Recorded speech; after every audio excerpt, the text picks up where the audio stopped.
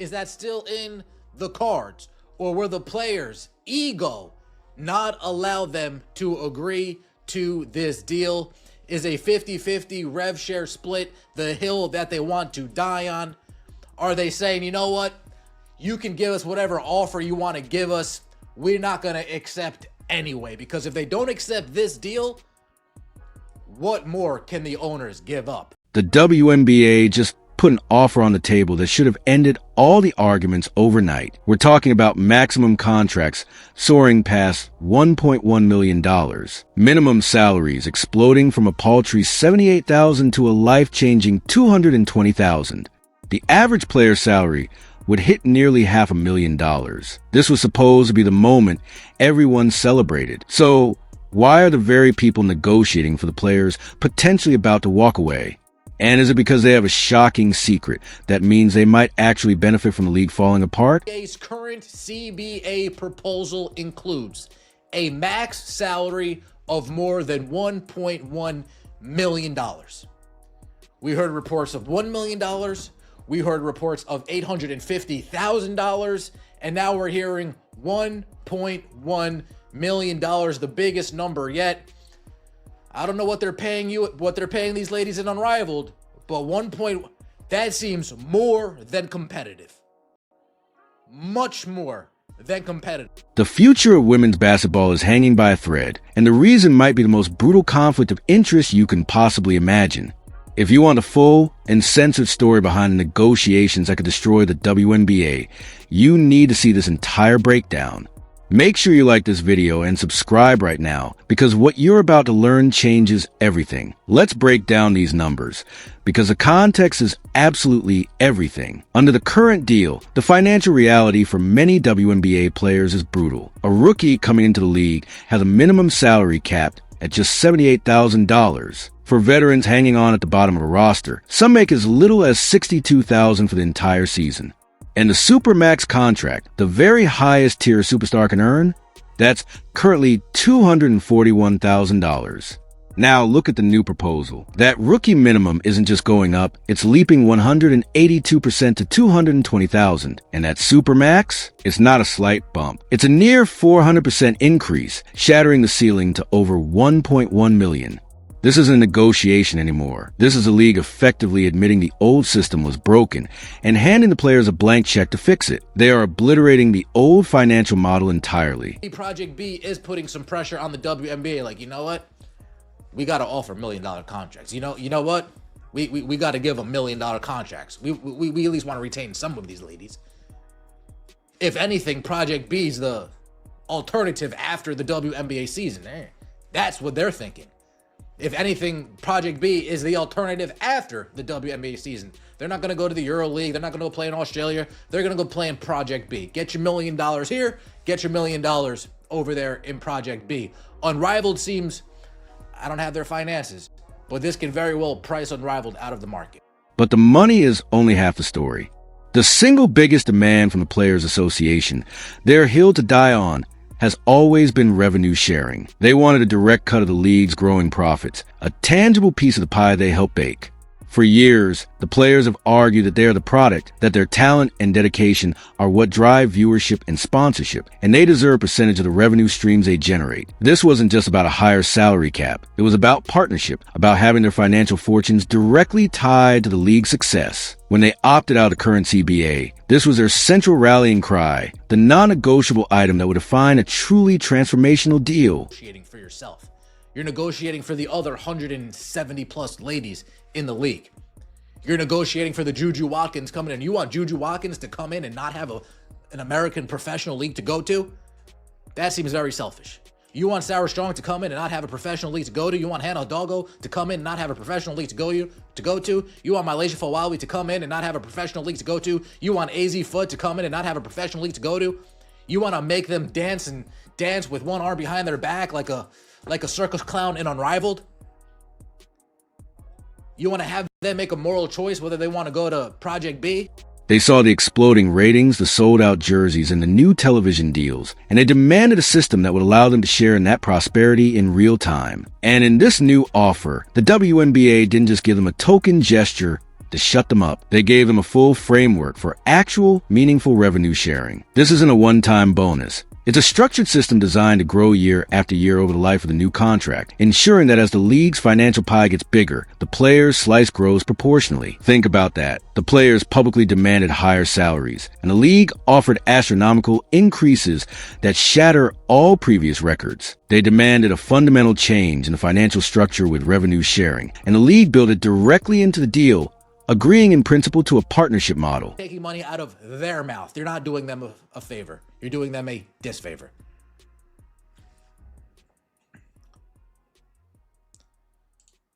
Let's get right into it. WNBA latest CBA proposal would put max salary over $1.1 million with revenue sharing, AP source says. Let's get into it. The WNBA's latest collective bargaining proposal would include revenue sharing with a maximum salary of more than $1.1 million. On the surface, this looks like a total and complete victory, a clean sweep that addresses every public grievance the union has voiced for years. So the million-dollar question becomes, why would anyone say no? What possible justification could there be for walking away from a deal that so perfectly mirrors your own stated demands? The answer, it seems, lies not in the fine print of the offer, but in the conflicting allegiances of the people tasked with accepting it. The answer might lie with the three people sitting across the table from the league owners. The president of the Players Association is Nneka Ogwumike, a veteran star who has spent her entire career fighting for player rights and respect. Her two vice presidents are Breanna Stewart and Nafisa Collier, two of the game's brightest lights, who have been outspoken advocates for better pay and conditions. On the surface, these are three of the most respected veterans in the game, perfectly positioned to fight for the best deal, possessing the credibility and basketball IQ to understand what the membership truly needs. They represent the ideal negotiators, or so it would seem.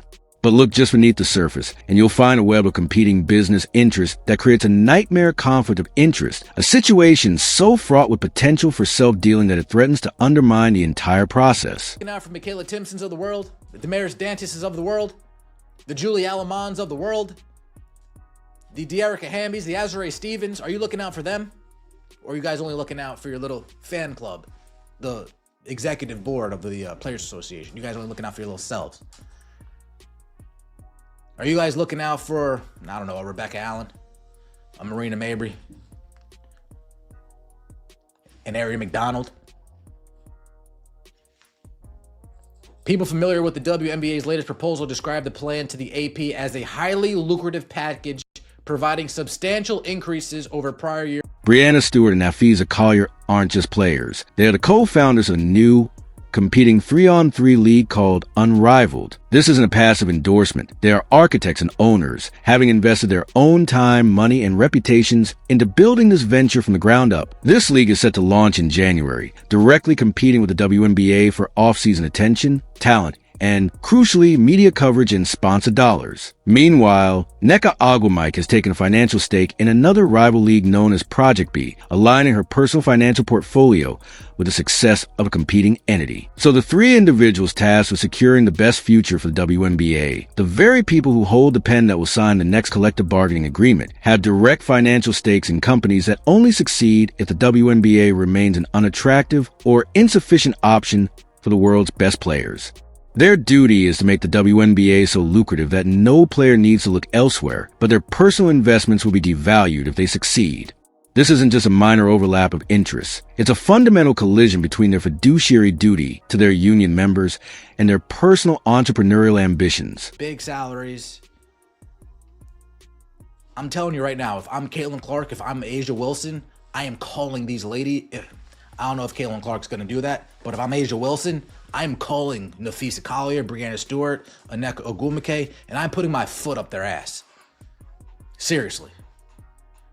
Guys, my dream is not to play in fucking Project B. My dream is not to play it Unrivaled. I'm putting my foot up their fucking ass.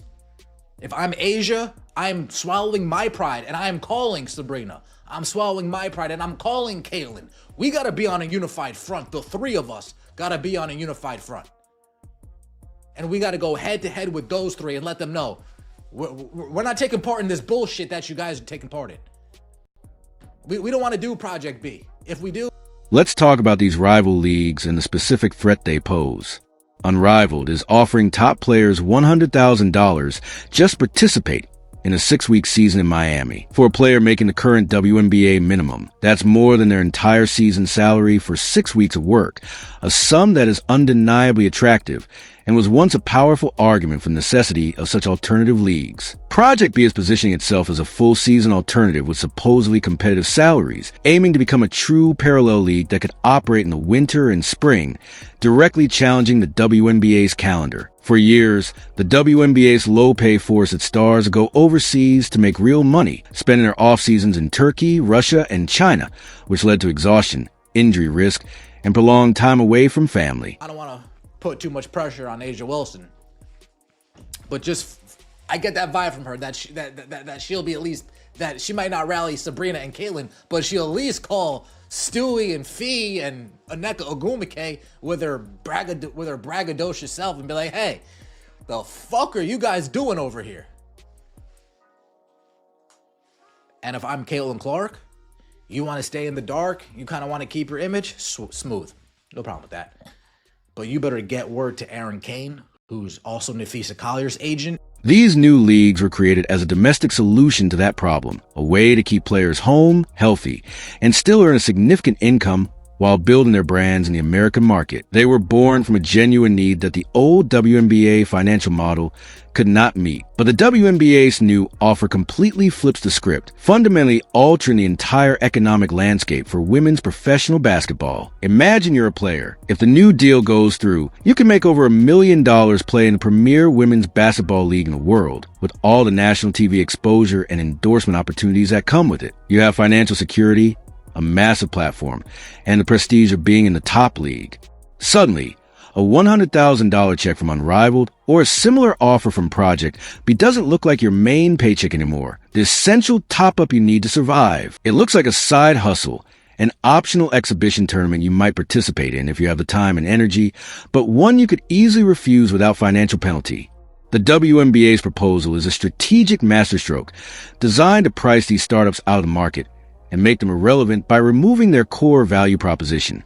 It essentially tells them, you can be our off-season development league, but you will never be our rival. And for Stewart, Collier, and Ogumike, that is a business disaster, as their external investments will be severely diminished in value, transforming from potential league savers into mere niche attractions. But while the executives at the table might have lucrative backup plans, the vast majority of WNBA players do not. Think about players like Dana Evans in Chicago, a lightning-fast guard fighting for a role, or Michaela Onyenwere in New York, an athletic forward carving out her niche on a talented roster, or Dejanai Carrington in Connecticut, who just had a breakout season and is finally establishing herself as a key contributor. These are talented players building their careers, and they rely entirely on that WNBA paycheck and the league's stability for their livelihood. They don't have ownership stakes in Unrivaled, where they would profit from its success. They aren't investors in Project B who would see a return if it challenges the WNBA. They don't have the massive endorsement portfolios of a superstar that can cushion the blow of a lost season or a canceled league.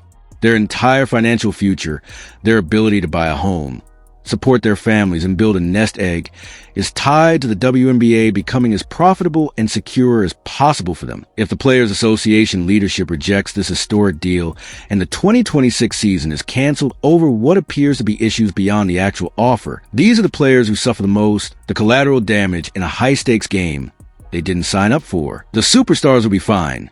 They'll get paid somewhere, whether in Unrivaled, Project B, or overseas, and their brands might even withstand a year of uncertainty. But the rank and file, the heart and soul of the league, the players who bring the energy and defense and depth to every game, will be left with nothing, no salary, no platform, and a terrifyingly uncertain future. They are the ones being betrayed, having money and opportunity taken directly out of their mouths by leaders who were elected to protect their interests, not jeopardize them for the sake of competing business ventures. The doomsday scenario is a canceled 2026 season, and the consequences will be nothing short of catastrophic, a self-inflicted wound that could set the entire sport back a generation. The league is on the verge of its most anticipated rookie class in history, a wave of talent that represents the very future of the game. Juju Watkins, a generational scorer who has already taken the collegiate world by storm, is eligible in 2026. Paige Buchers, whose name has been on the lips of basketball fans for years, is poised to make her professional debut. Hannah Hidalgo, with her relentless defense and fiery play, along with a wave of other elite talents like Aaliyah Edwards and Camila Cardoso, are right behind her, ready to transition from college superstars to professional icons. What happens to them if there's no league? They are faced with an impossible choice, a devastating lose-lose situation that no athlete should ever have to confront.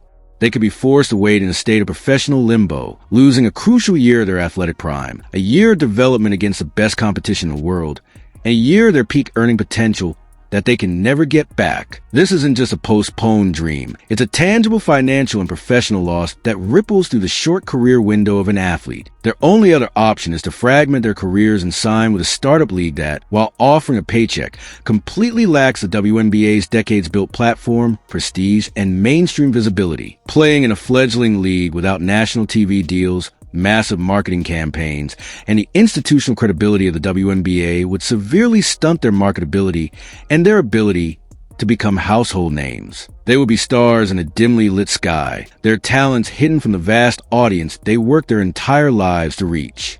And the damage doesn't stop there.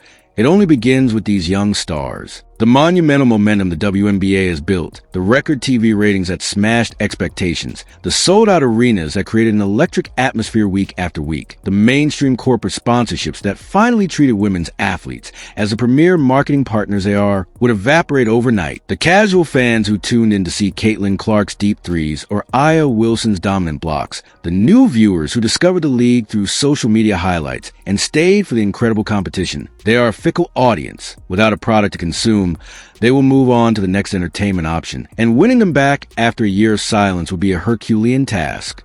Television networks like ESPN and ABC, who have finally invested primetime slots and significant promotional power into the league, are not charitable organizations. They require content that draws viewers and advertisers. A canceled season would be a breach of trust and a commercial failure, guaranteeing that those coveted broadcast windows will be filled with other programming, and getting them back would come with stringent conditions and a significant loss of leverage. Major corporate sponsors from Nike to State Farm, who have allocated millions in marketing budgets specifically for WNBA partnerships, would not simply park that money and wait. They would withdraw their financial support and redirect it to other, more reliable sports and entertainment properties, leaving a massive financial hole in the leagues and the players' revenue streams. The collapse would be internal as well. Front office staff, arena workers, broadcast crews, and countless others who depend on the league for their livelihood would face layoffs and financial instability. The developmental pipeline from college hopefuls to G League Ignite players would be thrown into chaos, with no clear destination for their talents. The very infrastructure of the sport in the United States would be fractured. It would take years, maybe even decades, to rebuild the trust, the financial partnerships, the broadcast deals, and the fan engagement that was lost. All of that progress. 28 long years of grinding, of fighting for recognition, of overcoming obscurity and financial neglect, could be destroyed in a single negotiation by a single failure to recognize the historic opportunities sitting on the table. This isn't just about a labor dispute. It's about whether the architects of the game's future will choose to build a skyscraper or demolish the entire construction site. The legacy of this decision will echo for decades, defining whether this era was a true launching point for women's basketball or the moment it tragically faltered at the finish line. So where does that leave us? The deadline is November 30th. A deal that offers everything the players publicly fought for is on the table. The only thing standing in the way is a leadership group with a glaring, undeniable conflict of interest. The question now is for the other superstars in the league. Where is Aya Wilson? She's the face of the league for many, a competitor who lives and breathes basketball. You have to wonder if she's making furious phone calls, demanding to know why this deal isn't already done. Whereas Caitlin Clark, whose arrival triggered this very financial boom. Her brand and her future are intrinsically linked to a strong, visible WNBA. And Sabrina Ionescu, who has built her entire empire around being a WNBA star. These players have the power and the platform to demand accountability from their own union. They need to ask the hard question: are NECA, Stewie, and FISA negotiating for the 144 roster spots in the WNBA? Or are they negotiating for the financial success of Unrivaled and Project B? The league has made its move. It's a checkmate offer. Accepting it secures a transformational future for every WNBA player. Rejecting it would be an act of such staggering selfishness that it could doom the very league they claim to love. The ball is now in the Players Association's court, and the entire world is watching to see if they will save the WNBA or shatter for their own gain. This story is developing by the minute. Let me know what you think in the comments below. Do you trust the Players Association leaders to do the right thing? And make sure you subscribe and hit the notification bell, because we will be the first to break the news when a decision is made.